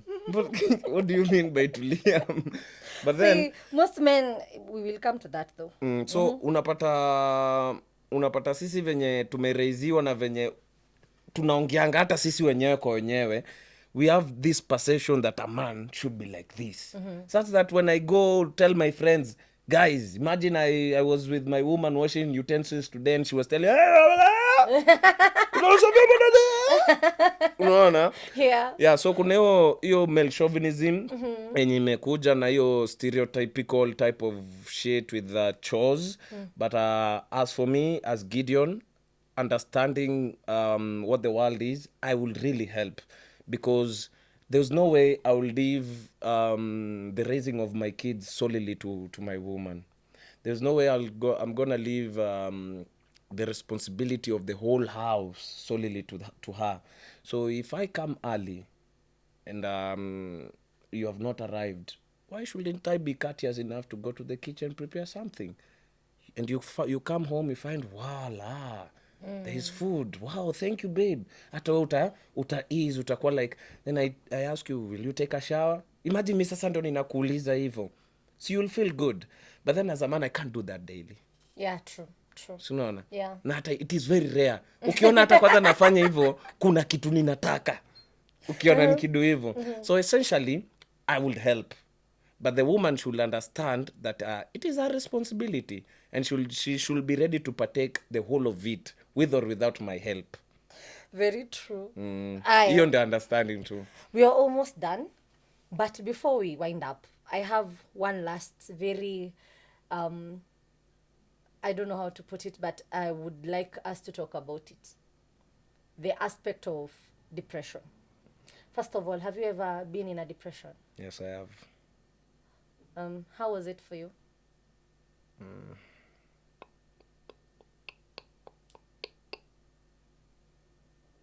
I lack words. What can you take me through that period? Like, what caused it? How was it when you were in that situation? So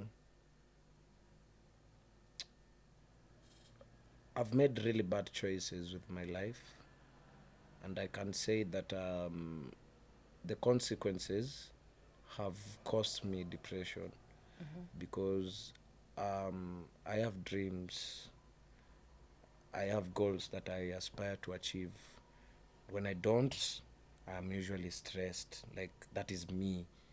I want to do something. If I don't, it usually stresses me a lot. Now I end up asking myself, why? And the whys are usually very, very endless. So while trying to find a solution, like they say, the solution of this problem creates another problem. Sure. So with the guidance of a father figure, also lacking, real friends to talk to. But I'm happy now that I have a girlfriend, man. I talk to her a lot. Like, right now I'm not depressed. Sincerely, I'm not. But then if you lack someone to talk to express your thoughts with, it is really, really hard. So I had gone through a number of stuff, number of issues. There's a time I went to prison. At the time, everyone who was outside was like, someone like, hey, how come? And the way Gidi is a good person. Others were like, he deserves it. People had different opinions. But what really came out is that I wasn't the same after I came out, for myself and how people perceived me. some perceived me positively afterwards, some people negatively. And it took a toll on me before I healed. It really took a toll on me. And I can say that I'm still in the recovery process. I haven't healed like completely, because you never know yourself entirely, fully. And these problems, they never cease to exist. So they make us strong. And you look at this time nilikuwa na face hii kitu, and this is how I overcame it. So I can say that depression has made me strong in a manner. It has made me have the ability to sit down and think by myself, and tell the harsher truth to myself, like, you are depressed. I've ever been to a point where I'm telling myself, I am not okay. Yes, and it is good to say that. Once you have done that, I usually have some remedies. One, of course, talk to the big guy. Just say whatever is in your heart.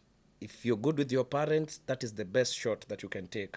Talk to your parents. They're the best. They always want the best for you, And then, so it is not a good thing. Well, if you hear someone going through depression, man, hey, it isn't easy. It isn't easy. I've seen close friends die because of such, man. So it isn't good. Yeah, not everybody makes it out. Some die, and there was someone who was it. I was watching a podcast. Who was it? I think it was Rono. This Rono, is it Chebet Rono?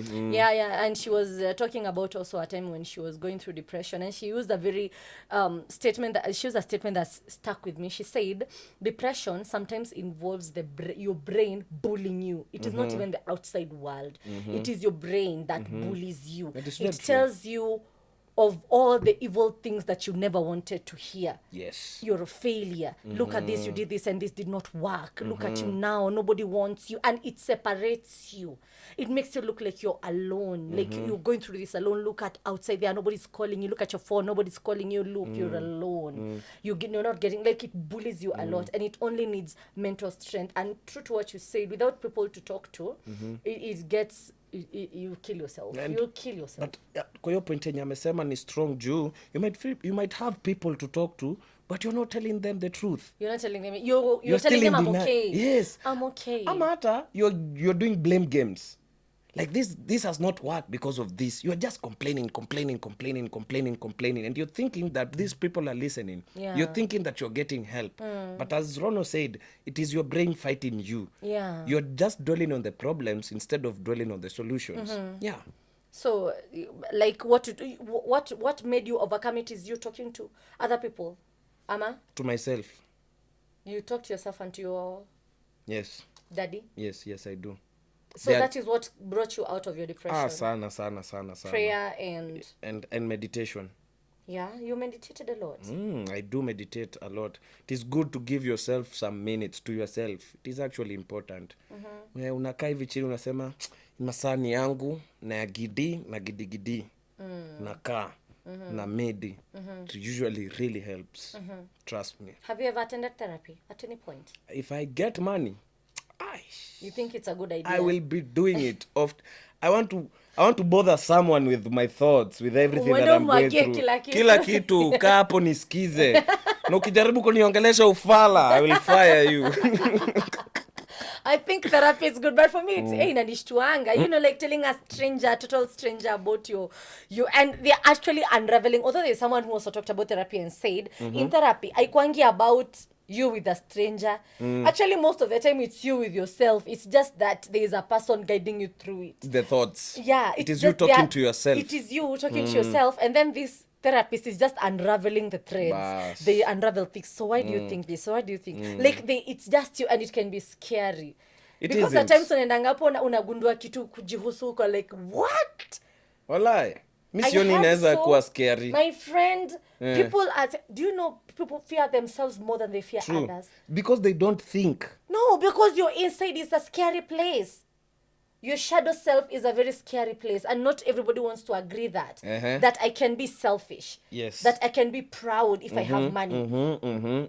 That I can be a bad person. That I have some negative things about me, and not everybody is willing to agree that. That is very true. Do you want to make me believe like me as Eva? Na venye watu ananiona hivi kidogo naweza kuwa karibu nitumie jina mbaya, but I can be proud that I can be a B. Like there's that, it's a part of me, it's my shadow self, but I don't want to release it, and I never want it to be seen, so it keeps coming. Iko backward, but when you go to the therapist, it comes out. Anaitoa. You'll realize that is why you reacted this way. At a certain point, that's why your first relationship didn't work, because you did this and this, and you will be like, Atakuwa nakwambia vitu unasema, I'm on Alia. My friend, I hear people cry. Eh. Men cry. You cry until you're given handkerchiefs. Aye. I swear. But at the end of the day, it makes you better. So It is understandable because that's why it's expensive, because you're going to trauma dump on someone. That's why therapist is never cheap. in the same case the person has to look at you psychologically ndo akusaidie. Alafu na expect trauma dump hivyo, alafu kose kumlipa vizuri. Lazima. Like I was listening to anaitwa nani huyo kijana? This lover boy. What is his name? I don't know. He was saying his therapy was costing 6,000 per session. So no, ndio mtu afford like regular, you must be at But least maybe what I would advise really is make your friends your therapist. Yes, make your friends your therapists. Make your friends your therapist. That's going through your socials. Niliona uko Insta. That is actually very, very nice. And I know that you're also on YouTube. Now I've seen you on several platforms, I can say. I've seen you on Kipawa, and you're very vocal. I liked your energy there. And I have also seen you have your own personal YouTube. Yes. Why is it not active, Gideon? Okay. I've watched your video, and I'm a subscriber. I've watched your video. I've seen you did, was it like an expose? I can say like is it an It is a expose or photo documentary? story of Sauti Sol. A documentary sort of. Yes. Yes, and it was actually very nice. But why is it the only one there? Why did you stop? Okay. I should be slapped, okay, because of it. Can I please? No, don't. But then that video was from long ago. It was a project from school. I'm still schooling. I deferred, so I went back. And lack of resources, lack of manpower, lack of time has made me not to have time to invest in my own type of content. Another thing, I have also not decided fully on what type of content that I want to do, because I cannot just post any random content. So I want to be really, really sure before I brand myself what type of content that I'm gonna do. But then that doesn't mean that I have not done things. As you have said, I've been in Kipawa. I've done podcasts in Kipawa. I've done music videos with people. So my presence online is there. But then concerning YouTube, trust you me, I'm going to give you stuff that you're gonna be happy. You're gonna be very happy. Yeah. Damn happy. Yeah, but I don't think you should be worried about what to do. Like everybody, when they start off YouTube, I believe people just, especially us in the creative industry, we're usually so creative in so many things with so many capabilities. Mpaka mtu ajui achukulie gani aache gani, because you're capable of this, you're capable of that, you're capable of that. Like for example, when I was starting my YouTube channel, I started it as I was telling myself I'll begin it as a story time. Hata nikianza sikuwa namaanisha ile kita kwa a long time. I just had a very funny incident that happened to me, and I wanted to tell it to people. So I got on my camera and I was like, yeah, let's tell it. And then I told it, it had very good reviews. And then after it had, now I started doing. And then after some time, I saw that it was kind of, okay, me ni feeling yangu, I'm an overthinker, same as you. So I was like, ni kama imeanza kwa gossip channel. Because every time I was talking to someone and they had some juicy story or something nice, I was like, can I tell it on YouTube? No, I actually had to ask, but I was like, can I tell it on YouTube? So I was like, I can't just experience the moment for good, because every time it happens, I'm like waiting to, oh my God, I can't wait to tell it to YouTube. So I was like, nah, let me just Haitalive, go. haitashikilia. Mimi mwenyewe I would not be proud of telling it. Unaona? So I told myself, let me stop, and then I got into podcasts. Then I got into, like, and bado na feel get into film, it's wide. So I should say you should not have The hurry. yeah, hata see the hurry. You can do all those things that you feel like doing until you land on the right spot. You'll know when you land there. Hata maybe I'm still thinking of like, oh, maybe I should also explore film. I should explore. So there are a lot. I should explore music covers. So just like leap onto every spot until you find the Yeah, right spot. yeah, yeah. But because I listened to that documentary and I was like, It was why good. did you stop? Even the pictures, the pictorials, the way you did it. Why did you stop? And you have a very interesting voice. That was Why? not my voice actually. I was like, maybe he was so young, that's why it No, sounded that was, weird. that was another person. You know, I cannot direct the documentary and still do the voice. That is very selfish. I had like nilikuwa nadhani labda ni juu ulikuwa mtoto back. Hapana. Okay, so as we wind down, tell me, what is the best advice you have ever been given? Lupita has ever said, the world is yours. Go and take it. That's actually really nice. You take that, you live by that. Yeah. Nice. What's the worst advice you've ever heard? Oh, itajipa. Hey, hope sometimes can be painful, man. Itajipa. 35 itajipa. 42 itajipa. Hey, itaijipa lini? That's the worst advice. Enda ufanye, niambie kenye nitafanya, acha kuniambia itajipa. Now, what beliefs do you live by? Beliefs. Do you have any particular belief that you live by? Yeah. Do good, so that good may be done unto you. Has it worked? Hey, Is it working? always. Karma is a bee. Hey, you do good, man. If you do good, no matter, you will never see it. Sometimes it is actually uonangi, but it usually comes back. So never be afraid. Never tire of doing good. Just do good. That is one belief I go by. Yeah, and it is cliche, but respect all, but fear none. Okay, so another question that I had for you, what in these 24 years zote zenye umeishi, what is the greatest lesson you have learned? Patience. What has taught you that? Good things take time, and it's never too late to start again. And keep waiting till your time comes.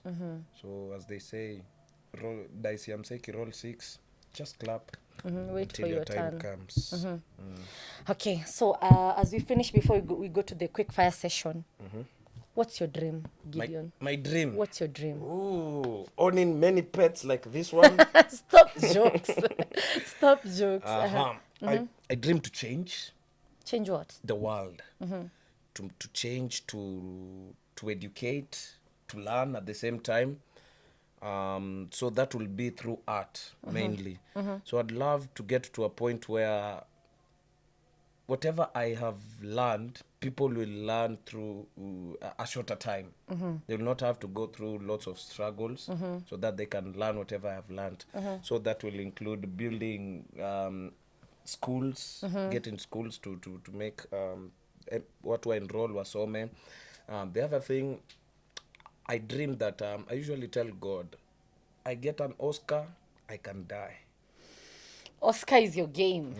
It is yes, it is a global recognition, but what made me want to have something like that, I looked at Eliud Kipchoge when he won. You know, he brought the whole of Kenya together despite our tribes. Yeah. But he unified us as a country. Very. Now, doing that globally also is not any joke. So I want to achieve greater than whatever he has achieved. You want to achieve universal Yes. unification Yes, I want of to all unite black people. people and Africans everywhere. Not necessarily black, human beings, all of us, to be united through art. I would like that. So artists will celebrate my victory, my win, and I will unify everyone through that. Yeah, that is one thing. I want to eradicate negativity, to bring peace. My name is Mowo, but I didn't say. I'm also called Mowo, my second name. I want to bring, to impact peace in people's lives, in the world, through everything. Yeah, yeah. So that is my dream. That is a very great dream. Very simple as that. It's not simple, but so long as it's a dream, you'll get there. It's And also- nobody. God doesn't give a soldier like you an easy dream. That one is not an easy task. Yeah. Yeah, it's big. And I don't want to die if I've not lived my purpose. Have you discovered what it is yet? Because some of us are still searching. I do. You do? And I'm still ready for more. I'm not like sijaeka akili yangu like ni hii na hakuna kitu ingine inaweza happen. So I'm limitless, but I do have a dream now. I do have a goal. I do have a purpose that I'm working towards, and if something comes on the way, I embrace it. Yes. Okay, so you want to eradicate negativity, you want an Oscar, you want big stuff. Yes. Who doesn't? Nobody. Wait, there are some people who are contented with the kind of life they have. Plus, okay, Ebu, let me last before we go to the quick fire session.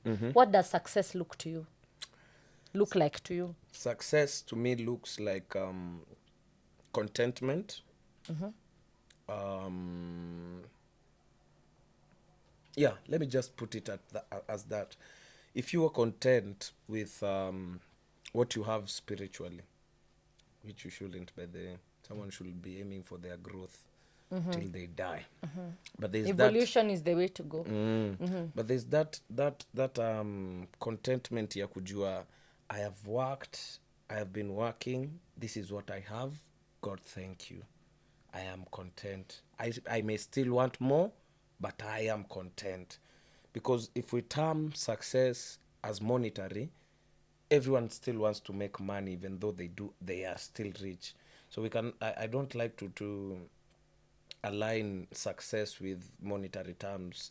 So I usually say it's contentment. Umepiga shughuli kwa hii dunia na umepata kenye ulikuwa unataka na ukatosheka. That is success to me. You wanted a family, you have a family. You wanted a girlfriend, you have a girl. You want a wife, you have a wife. You want a house, you have a house. Once you get those things and you are content, that is success to me. So it is having goals, working towards your goals, achieving your them. goals, yeah. Yeah. And you're content, you're fulfilled. Yes. Nice. All right. Sasa, Gideon. Yes. Gidigids. Yes, giddy-gids. We have come to a section where I call it quick fire. On this one, I am going to time you. Why timing? I am going to time you. We are going to have 20 seconds. For each question? Nope. For the... Okay. From the moment, nitasoma ya kwanza alafu ianze counting. No problem. You're supposed to answer okay, let me... Director, 20 will work? Ama we go 30 seconds. All right. Sawa, 30 seconds. Are you ready? Very ready. Then I'm pretty Let's sure you go. have stolen. You have stolen. I've stolen? Oh, peeped. I haven't. Big eyes. Who has big eyes, me or you? Yours are not small either.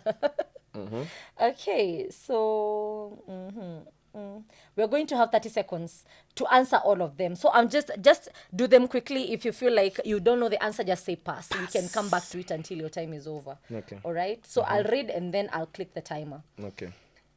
So each question is worth 100 shillings. Ooh, Sawa. yeah. Each question is worth 100 shillings. I know you guys are also happy. So for every question you get right, you're going to earn 100 shillings. Okay? Hapa ndo unaiti wangu wa pesa unalalisha. Kai. Mungu leta maarifa yote. Jai. Okay. Toke hapa na dhao saba. Actually, we're going to have a total of 5 questions. That's why they need 5 questions. Yeah, just 500 questions. shillings. 500 I'm going with it, guys. Don't worry. 500 shillings. Hey, I hope si ngumu.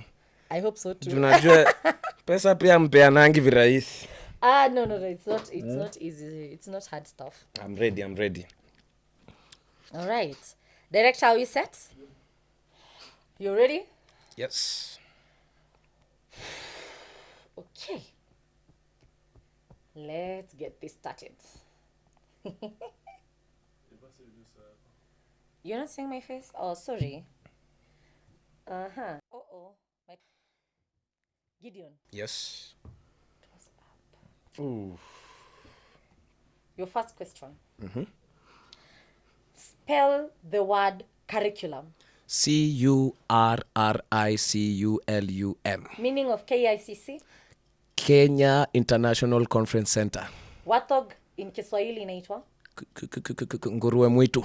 Opposite of sorry. Fuck. Pass. Name the 3 children of Nora in the doll's house.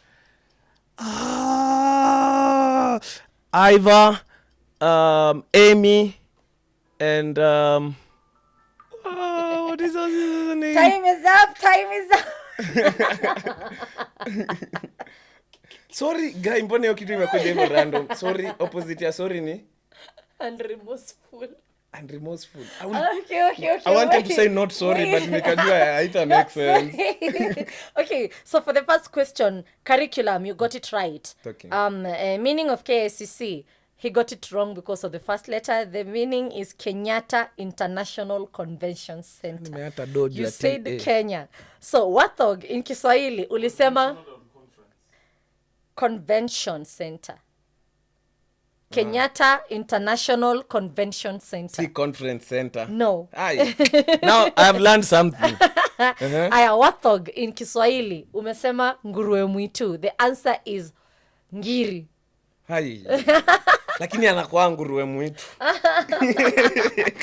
Opposite of sorry is unremorseful or unrepentant. Okay. Name the 3 children of Nora in the doll's house. Amy, Bob, and Ivar. So, but for that one, I'm going to give you. So, basically, hii ya pili juu umepata 2. Probably umepata 2. 200 shillings out of 500. Hey, that's something, man. Please, Out of 500. I'm not danda. So, amejipatia 200 shillings out of 500 shillings. All right. Sasa tukimalizia. Nipe a parting shot. Sorry? Nipe a parting shot. Give me a parting shot. Give the audience a parting shot. Address it to anybody. Could be girls, could be the youth, could be just the general population. What word would you leave us with? Okay. I'll tell you guys that love is the greatest commandment of all. And if you operate by love, your world will be okay. So do everything that you do with love. Do your work with love. Love your wife with love. Love your job. Operate with love. And everything is going to be good for you. Thank you. All right. Well, that's new. I have never had someone leave us with such a parting shot. Are you a believer? Yes, I am. You're spiritual. Yes, I am spiritual. How close are you with your daddy? That is for me and him to know. It's secret like that. Yep. Nice.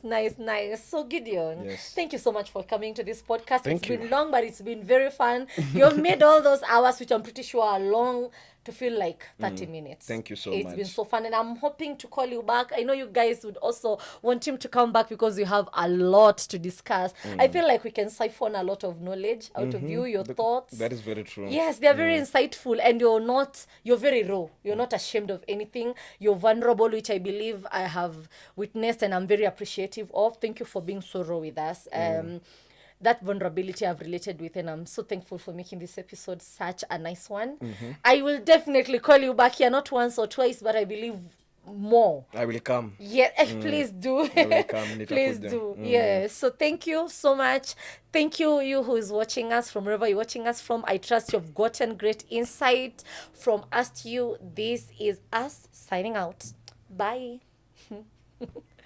Nice. Imeisha. Woo! Now you take thumbnail photos. And so that I can get some for sending to Gidi.